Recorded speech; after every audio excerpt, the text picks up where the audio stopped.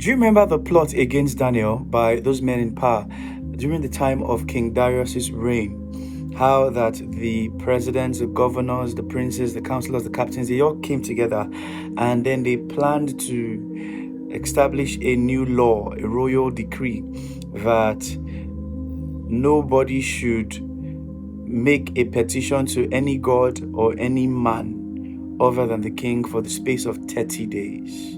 But notice that it was for 30 days. 30 days, like it's not forever. It's just 30 days, 1 month. So Daniel could just have said, well, next month I'll resume prayers. He could have done that, right? But no, he refused. Why? He's sorry for what it exactly was. It was an attack on his prayer life. It was an attack on his consistency in prayer. Imagine how it would be like to come back 1 month after to now start building your prayer habits. I'm sure Daniel would have met that he doesn't have the desire to pray any longer. He doesn't have the strength even to pray. His mouth is now heavy. Eyes are drowsy. Your mind is wandering. What you've used years to build, they've used 1 month of inconsistency to scatter it. So Daniel saw, he said, no, I'm still going to pray. Right? So, and notice that he refused to stop praying for even 1 month. Yet there are Christians who can comfortably go 1 year without praying. Daniel was praying thrice a day, yet there are Christians who don't pray even once a month, or even, let's say, a week. Let's be more reasonable, because they go to church on Sunday, okay? Can you follow what I'm saying? And take note, this is not a condemnation. If you feel condemned, I'm not. It's a challenge, because this thing I just described to you, this state of prayerlessness, I've been there. So I know what it's like. And I know enough to let you know that when we say we're trying to build a daily prayer habit, what we are trying to do is basically two things. You're trying to build your willingness, your desire to pray, and you're trying to build your strength to pray. The willingness to pray is the thing of the spirit on the inside. You are just internally willing to pray. The strength to pray is the thing of the body, of the flesh.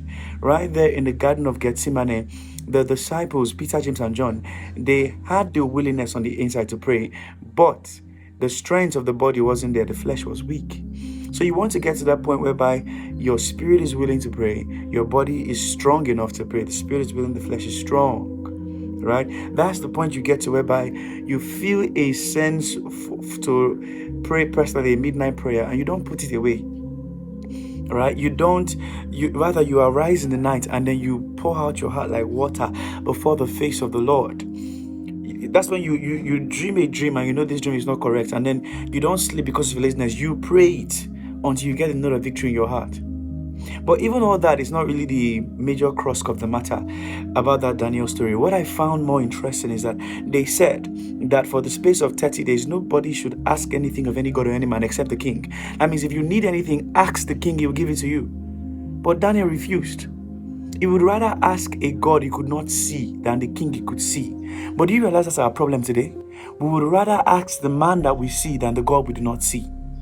So when you have a problem, a financial need, you will think of your rich uncle or your rich acquaintances, and then it is only after when we've reached out to the rich people and they disappointed us, that is when we can now think of God and come to him and pray as our last bus stop. But would you know that God would have you take him as your first bus stop, and I dare say your only bus stop? Because there's no way you will come to God with a problem and then you will go past him with that problem. God forbid and God forbid. So imagine this. Imagine that Dangote is your uncle, all right? And then you have a financial need. Let's say you want to pay rent of about 250k to 500k, whatever it may be. But then you go around asking everybody. You're asking this, asking that. You're even seeking for loans. But you never for once put a call across to your uncle. I'm sure Dangote will be offended if he found that you had that kind of need of a meager amount of 500k. And you didn't ask him who was rich in the billions in dollars. But here's the thing, God is richer than Dangote. The silver and the gold are mine, saith the Lord. He is richer than Dangote. He is more accessible than Dangote. He is more loving than Dangote is your father. He is more reliable than Dangote. Question is, why would you not ask him? Why? Indeed, the hymn writer said no wrong when he said that, oh, what peace we often forfeit. Oh, what needless pains we bear. Why? All because we do not carry everything to God in prayer. But I think today is a fine opportunity to do that, don't you think? Yeah. Waste no time about it. Take it to God today in prayer.